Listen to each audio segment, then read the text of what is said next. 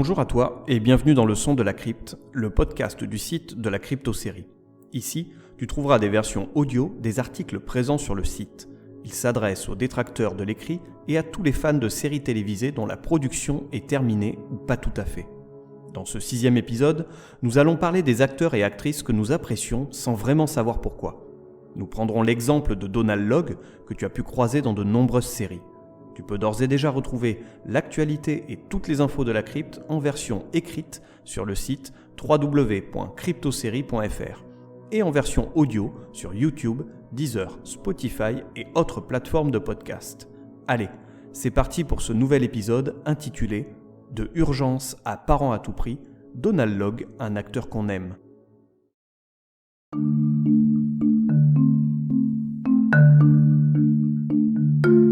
Dans la vie, il y a des acteurs dont la tête te revient et il y a les autres. Ces acteurs te plaisent dès le début, sans pour autant pouvoir précisément l'expliquer.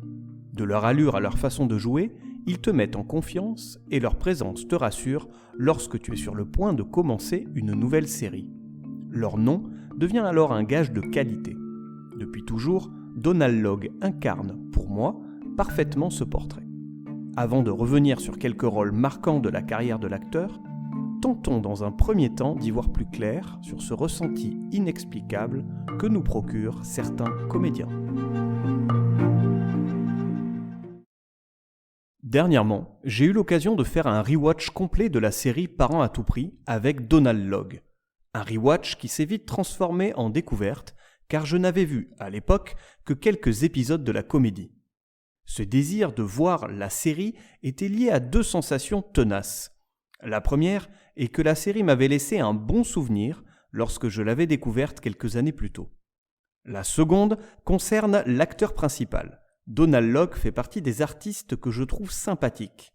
Difficile pour moi de l'expliquer, mais sa présence dans une fiction est un atout et me pousse généralement à m'intéresser à la dite fiction. Cela n'est pas forcément un gage de qualité. J'ai toujours apprécié Nicolas Cage et pourtant le mec a joué dans un nombre incommensurable de bouses.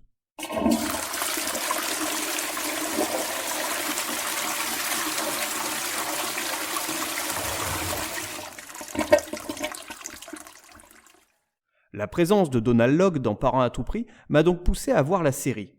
Une fois le visionnage terminé, il me paraissait important de parler de mon ressenti sur la série, tout en présentant mon intérêt pour son acteur principal, qui ne bénéficie pas, en tout cas pour moi, du délit de sale gueule. Avant d'aborder quelques séries dans lesquelles Donald Logue a pu jouer, parlons du délit de faciès dans les séries. Le talent devrait être le premier critère qui nous pousse à suivre la carrière d'un comédien. Alors oui, il est souvent un des éléments principaux, excepté dans le porno où l'on recherche rarement en priorité les talents d'interprétation. T'as pas vu Clara Morgan dans La Collectionneuse pour dire ça? Film culte. Avec ma cousine, on se refait souvent les meilleures scènes. J'imagine que Clara n'est pas cuculaphile dans le film. Oui, ces gens bizarres qui collectionnent les cagoules et autres capuches.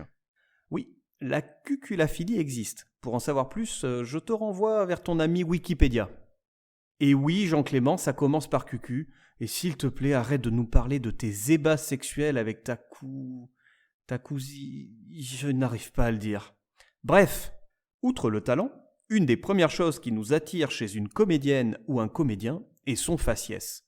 Que ce soit bien clair, je ne parle pas d'un critère de beauté qui est bien souvent trop subjectif.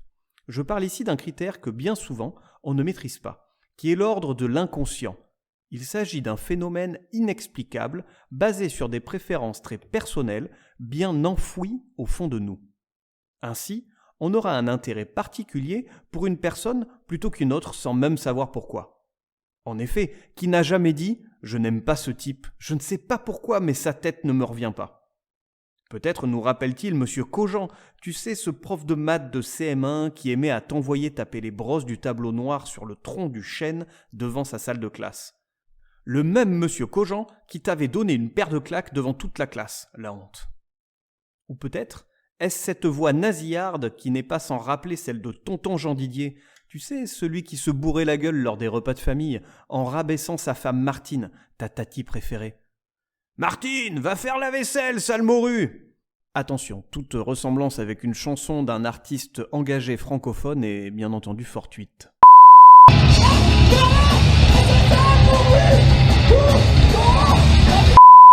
Quoi qu'il en soit, ça ne se maîtrise pas et sa tête ne te revient pas. Tu sais alors que passer plusieurs épisodes, voire saisons en sa compagnie, sera un véritable calvaire. Heureusement, certaines actrices ou certains acteurs viennent contrebalancer tout ça et t'offrent l'effet inverse. À l'instar de ces personnes qui te dérangent, elles occasionnent en toi un sentiment tout particulier. Ici, le dégoût s'efface pour laisser place à une sensation de bien-être. Tu te sens en confiance et tu te laisses emporter dans le récit dans lequel cette personne t'embarque. Parfois, la désillusion sera présente car bien que ce comédien que tu apprécies soit présent, l'histoire de la série ne vaut pas le détour. Ce n'est pas grave, tu sais qu'il se rattrapera lors de sa prochaine apparition. En tout cas, tu l'espères vivement. À présent, je te propose un petit exercice tout simple. Cherche bien en toi et je suis sûr que tu peux me citer sans grande difficulté 2 actrices ou acteurs dont la tête ne te revient pas. Et à contrario, 2 autres noms que tu apprécies sans véritablement savoir pourquoi. Tu peux me laisser leurs noms en commentaire ou me les communiquer sur les réseaux sociaux. Ce premier point m'a servi à illustrer l'attachement qu'on peut avoir à tel ou tel acteur ou actrice. Pour rendre plus concret mes propos, je te propose qu'on se focalise maintenant sur la star de cet article, à savoir Donald Logue. Je ne sais pas pourquoi, mais cet acteur m'a toujours plu. Pas d'attirance sexuelle, je l'aime beaucoup, mais il n'est pas mon genre de femme. Il a tout simplement une certaine bonhomie, un visage que je trouve sympathique. Bref, un visage qui me revient. Et comme précisé un peu plus haut, tout cela reste très subjectif, car je ne connais pas le mec. Peut-être est-il un véritable connard, on a déjà vu ça. Qui a dit que je parlais de Kevin Spacey ?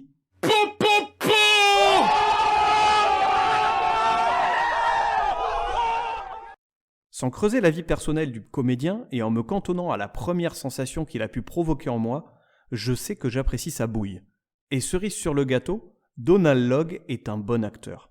Le cocktail parfait qui m'a poussé à m'intéresser de près à sa carrière et donc aux séries dans lesquelles il a joué. Je te propose à présent de revenir sur la filmographie de Donald Logue à travers 4 rôles importants. Avant que tu me tombes dessus parce que je n'ai pas cité ta série préférée, je précise bien que ces 4 rôles ne représentent pas l'exhaustivité de la carrière du bougre. Donald a joué dans bien d'autres séries. Et quand je dis bien d'autres, c'est un sacré paquet. T'es prêt pour la liste ? C'est parti. The Practice, Vikings, Stumptown, Copper, Les As du Braquage, Sons of Anarchy, Gotham, etc., etc. Il s'agit donc bien ici de 4 séries que je trouve personnellement marquantes dans sa carrière. Commençons par Donald Logue dans Urgence. Dans la flopée de saisons de la série médicale culte, 15, au cas où tu ne t'en souviennes pas, le rôle de Donald Logue est assez anecdotique. Son personnage a fait que quelques apparitions dans Urgence. Il était toutefois important car il avait un lien fort avec une des grandes héroïnes de la série. Il était Chuck Martin, un prétendant /mari /ex-mari de Suzanne Lewis, interprété par Sherry Stringfield. Souviens-toi, Chuck était l'infirmier qui débarquait toujours à bord de son hélicoptère. Et pour ma part, c'est dans cette série que je l'ai découvert. Avec son air débonnaire et sa gentillesse incarnée, son personnage m'a de suite plu. Il est important de noter que Suzanne était également un de mes personnages préférés d'Urgence. Sa rencontre avec Chuck était importante après le traumatisme qu'elle venait de vivre. Je n'en dirai pas plus pour ne pas spoiler la série. Chuck était en quelque sorte le réconfort dont elle avait besoin. Je pense donc que de voir Donald Logue pour la première fois dans un rôle comme celui-ci a joué sur mon inconscient. En effet, il aurait eu un rôle de bâtard, peut-être ne l'aurais-je pas autant apprécié. C'est à partir de ce jour-là que Logue est devenu un acteur que j'affectionne tout particulièrement, ce qui m'a poussé par la suite à le suivre, inconsciemment ou non, dans ses autres projets. Parlons donc de la suite de sa carrière avec Parents à tout prix. Dans les années 80 et 90, Marier 2 enfants révolutionnait les sitcoms en nous proposant une série irrévérencieuse sur la famille. Les Bundy étaient tout ce qu'il pouvait y avoir de plus abject au sein d'une famille. Et bordel que c'était bon. La série nous a livré 11 saisons bien fun. Par la suite, d'autres séries ont essayé de s'engager dans ce créneau-là. Elles nous présentaient des familles de la classe moyenne où l'éducation pouvait laisser à désirer. Je pense notamment à Malcolm et Raising Up, la première ayant rempli parfaitement l'objectif. On peut également citer Parents à tout prix, Grounded for Life dans sa version originale. La comédie est bien moins connue que les 2 précédemment cités, et à tort. Elle n'arrive peut-être pas à la cheville de Malcolm ou Marier 2 enfants, mais difficile de ne pas avoir de la sympathie pour cette série. Parents à tout prix reprend le même schéma narratif que ses 2 grandes sœurs, à savoir une famille de classe moyenne avec une éducation un peu à la what the fuck.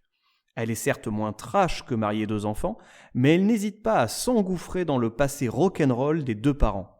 Et c'est bien dans l'incarnation de cette parentalité que la série prend toute son ampleur. Le père, Sean Finnerty, incarné par l'excellent Donald Logue, et la mère, Claudia Finnerty, interprétée par la sulfureuse Megyn Price, forment un duo parfait.